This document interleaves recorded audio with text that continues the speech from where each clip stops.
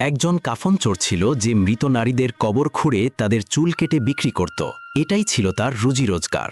কবরস্থানের কোনো মৃত নারী তার হাত থেকে নিরাপদ ছিল না। একদিন শহরের এক নেককার এবং কুরআনের হাফিজা নারীর ইন্তেকাল হলো। সেই চোরও তার জানাজা নামাজে অংশ নিল, শুধু এজন্য যেন সে জানতে পারে তাকে কোথায় দাফন করা হবে। রাতে চাঁদের আলোয় সে নতুন কবরটির কাছে পৌঁছল, লোভে ভরা হাতে মাটি সরাতে লাগল। আর যখনই সে সেই নারীর চুল ধরল, ঠিক তখনই হঠাৎ সেই নারী জীবিত হয়ে উঠে বসে গেল এবং কোমল কণ্ঠে বলল, হে জান্নাতি ব্যক্তি, তুমি আর এই গুনাহ করো না। সে কাঁপতে কাঁপতে বলল, আমি জান্নাতি, আমি তো একজন চোর।